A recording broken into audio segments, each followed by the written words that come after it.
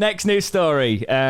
We have released a lot of under 21 players. So Paulo Arguelles, Ashman, Cisse, Leo Joe Davison, they're leaving in the summer from the under 21s. The under 18s that are leaving are Jake Bradford, Denai Rule, Josh Chapman, Tabudze, and McCaig. Jake Glover is the only one in the under 21s being offered a deal out of that. And Mackenzie Maltby, Joe Pooty, and Kean Flannery have been offered deals for the under 18s. I've been seeing a lot this week, Jack, about people saying our academy is not fit for purpose. Again, whenever we release players, I think what a lot of people don't grasp is the fact that we are seeing more players. Durant came on against Derby. He's obviously part of the system. We've got Shipston. We have got some players that make it round there, and the players that don't make it in the first team, they go on loan or we sell them, and we make cash flow. And for me, that is the big part of an academy. I don't know about yourself, but I'm seeing it working more than it used to. And a manager like Darren Moore is actually treating these youth players with patience and developing them properly. And I think our academy is becoming more fit for purpose in that regard. I don't know what you think in it.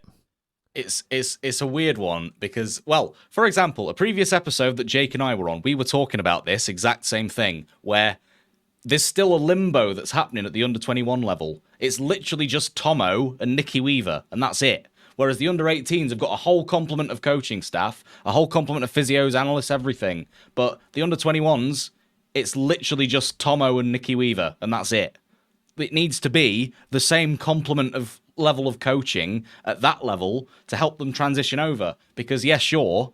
I mean, well, to me as well, loads of those people that have been released in the under 18s, the under 21s, sorry. They were, do you remember a few years ago, they announced, like, all of these brand new academy people, all these brand new academy players. Pretty much that's all of them. Yeah.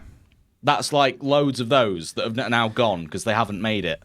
And sure, there's always a big turnaround of youngsters at every single club, and the whole part of the game is you just bounce around club academies until you find the right one for you. But at the same time, there's still this limbo state at the under 21 level where they're not getting the same amount of coaching that they are under the 18s. That shouldn't I get what stop. you're saying about the coaching. If you look at the top academies, all of them have got the same complement of coaching and everything all the way through to first team level. They've not got like loads of it at under 18s that sod all under 21s, and then suddenly they have to try and perform in the first team after that. It's bottom. It's like there's nothing in the middle. It needs something in the middle. A lot of teams do have a similar structure of the, your first team replicates through the academies, and that's how you build up. And what doesn't work in some of those teams is they actually start to follow a manager's philosophy, and they don't stick around too long. So the academies end up in the upheaval of that. So the good academies they train different ways and different styles and bring players through of all means. What I will say as a counter-argument to this academy thing is I think a lot of people are missing the point that we offered players professional contracts this season. So the people that won't be on that list and that won't be on the under 21s picture anymore is because in the past couple of seasons they've been offered professional contracts, and now they're youngsters that play with the under 21s, but they are on professional contracts or will be at the end of their youngster period, that sort of thing.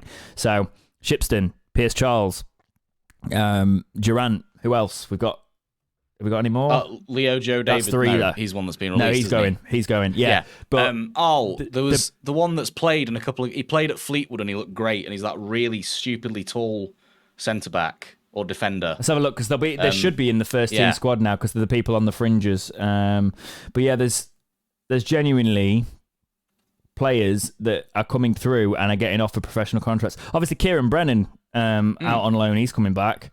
So it was Shipston. Okay, they're not classed as, they're not being fully transitioned to the first team there. But if you look on the under 21 profiles, Luke Jackson's in there. He's obviously still part of it. They didn't say they were releasing him, did they? Who was that? Sorry, Luke Jackson, the keeper. Luke Jackson doesn't seem to be going. No. So there's still people that will be in there. So the keepers in the under 21s are Jack Hall, Pierce Charles, and Luke Jackson. And obviously Pierce Charles has been offered a professional contract, and he's on the professional contract now, but they're still playing in the under 21s. We've got Almi Adatoro, Josh Ashman, Fuad Sousay, who's one that's been released, and Paulo Aguayas. So we're releasing 2 of those 4 defenders that are listed on the under 21s. Jay Glover and Will Truman in the midfield. Jay Glover has been offered a contract, but again, I don't think, if I just off the top of my head there, Will Truman's not been released. So he's still around. Durant is in there, but he played at Derby, so he's one of our forwards. Luke Cook, Cadamartri, obviously don't forget Cadamartri, and Leo Joe Davidson. So, at least, 3 of those forwards are still part of the setup. So, I don't think we need to really worry too much about the state of it when you look at the bigger picture with the academy. I have been very critical of the academy in previous seasons, but we've still got players around it. It's the facilities. It's all a question with the facilities, but nothing can be done about that until the training ground gets sorted. Because normally, by the way, something I read the other day, right? Leeds United built a brand new, fantastic training facility across the road from Elland Road, right? Guess how much it cost them in total to do that? 20 million? £8 million. That's quite good. Yeah. State of the art. I don't know if that's £8 million. Guess how much we paid for Jordan Bloody Rhodes? £10 million. Why did you do that? Why did you have to remind me of that? So, effectively, we could have had a brand new state-of-the-art facility somewhere for roughly the same amount of money.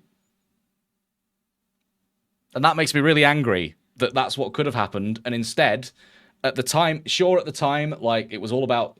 There was a bit of a negativity from the fans towards the chairman and the owner and everything. And that's when they put out that whole ask the fans, what do they want, players or facilities? And all the fans went, we want players, we want Jordan Rhodes, yada yada.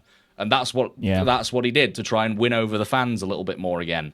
But in those sort of situations, I think he should have just done the other thing and just gone with what the industry professionals were telling him over the fans, you know? But Jake always talks about the academy and what we need to do with it. It's one of those things that we've still got a lot of work to do, but I don't think we need to panic about this release list. I saw a lot of people throwing the baby out with the bathwater, if that sort of thing, over this. So just calm it. Also, fun fact: did you know we had a player in the under-18s called Bruno Fernandes? Really? Oh wow. Yeah, that's fun. He's in Football Manager as well.